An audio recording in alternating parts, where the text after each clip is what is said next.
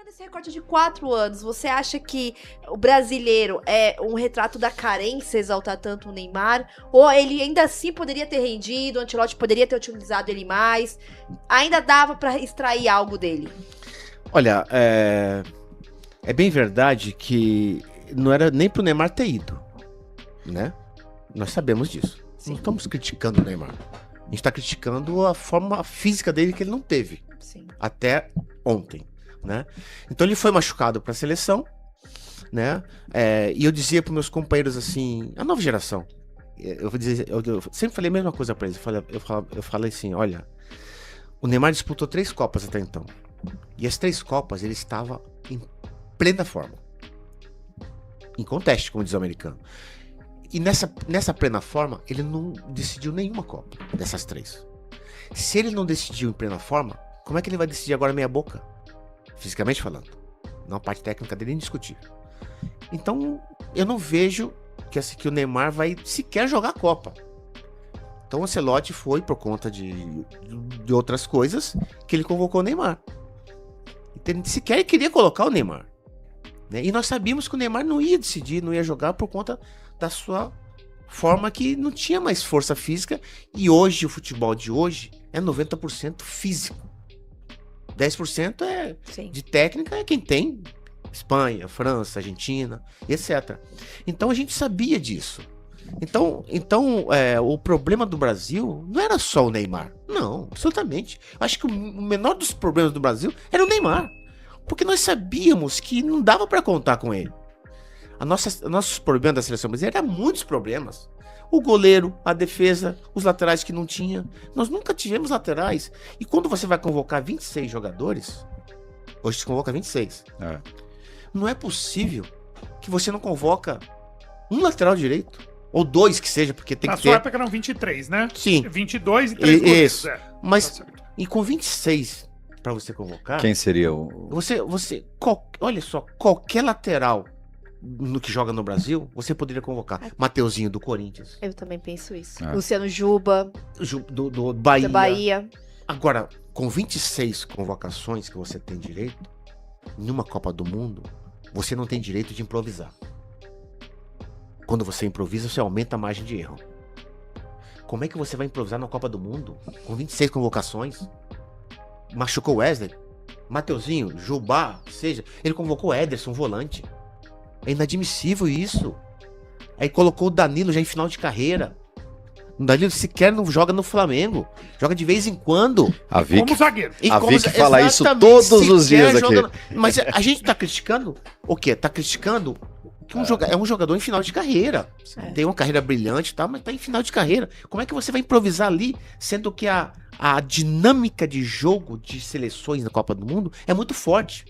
Você vê Estados Unidos, México até então, ontem, jogando, a dinâmica deles é 200 por hora. Os 2 gols de Noruega ontem, Vicky, começou no erro do Danilo. Exato. Os 2, não é um só não, os 2. Então o que acontece? Quando você improvisa, você tá se penalizando, você tá se limitando. Então, como eu te falei, o maior culpado do fracasso dessa geração é do Ancelotti, com certeza.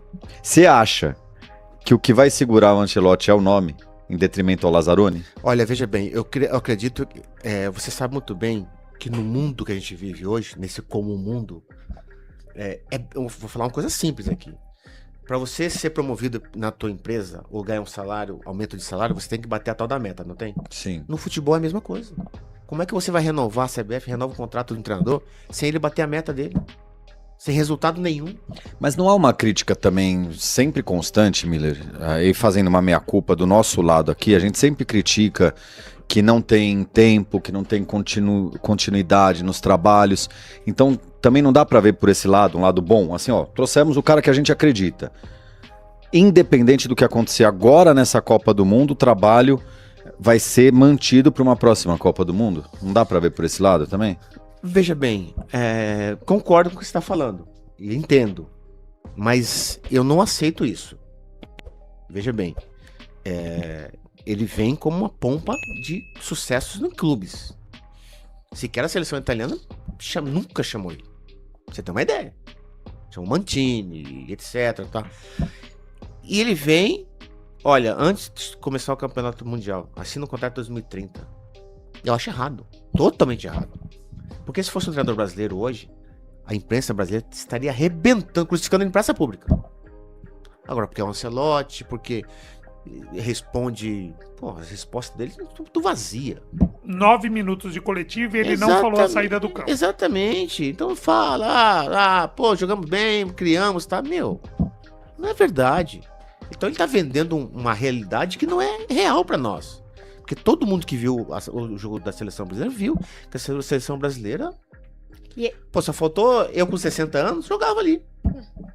Porque o jogador norueguês, Vicky, andando, ele era mais rápido que o Casemiro correndo. E é isso que eu ia falar, isso é uma problemática, porque quando vem o Ancelotti, eu penso, pô, ele tem um conhecimento das atuações dos jogadores na Europa, algo que Dorival, Fernando Diniz não demonstrou, então pode ser que ele possa ter uma linguagem mais adequada taticamente com esses jogadores.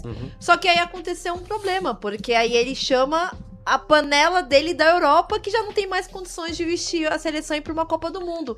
E isso tirou oportunidade de jogadores do futebol brasileiro. A gente não teve, por exemplo, teste pro Matheus Pereira, teve poucas oportunidades pro Kaique Bruno, teve poucas oportunidades pro Luciano Juba, pro Mateuzinho, porque Sim. muita gente pega no meu pé quando eu falo do Mateuzinho, só que eu falo, gente, ele testou o PH. O PH do Vasco fez uma temporada abaixo que a do Mateuzinho. Eu prefiro o Mateuzinho na seleção brasileira, Então, com certeza. Pela característica Sim, ofensiva e por ser E um tem lateral força. de ofício, né? Que o futebol pede força. Exato, quando eu E tá falo indo isso... bem, pô. Tá indo bem. Ô, Vicky, Ganhou ô, Vicky. Copa do Brasil, Ô, ganhou Vicky, o Paulista se você aí. jogar contra a seleção brasileira, a gente jogar contra a seleção brasileira, a gente escalar o nosso time, ó, esse meio campo.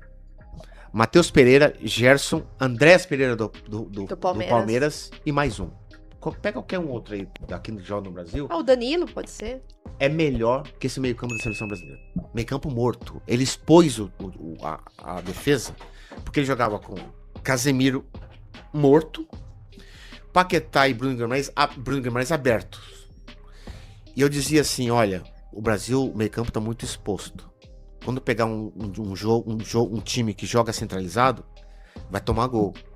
O gol contra Marrocos foi como? Uma jogada centralizada. Sim. O gol contra o Japão foi como? Uma jogada centralizada, porque não tinha meio campo. Você acha que era a oportunidade de usar o Fabinho? Que tem uma característica um pouco mais de marcação e saída? Sim, Porque eu vi muita pouca chance pra ele, né? Sim, olha, veja bem, o Casemiro, homem de confiança, etc, mas não dava mais. Todo mundo, não só eu, todo mundo criticava por conta da dinâmica dele. O meio campo você corre muito mais que qualquer outra posição, porque passa a bola constantemente ali. E a nossa dinâmica era muito lenta. Paquetá, Casemiro, Bruno Guimarães um pouco, tá? Mas, era muito nada. Fabinho, claro, marca mais, né? Mas eu acho que a seleção brasileira, como eu disse, um goleiro que não inspira confiança nenhuma, não tinha lateral, 2 zagueiros lentos que jogam em linha, um meio-campo lentíssimo, pesado, e um ataque que dependia a seleção de lampejos do Vinícius Júnior. É muito pouco para uma seleção. Ah, somos pentacampeão. Somos pentacampeão no passado, conquistas. Mas isso não entra em campo mais. Essa nova geração tinha que assumir, olha, vou assumir o protagonismo de fazermos a nossa história. E não foi o que aconteceu.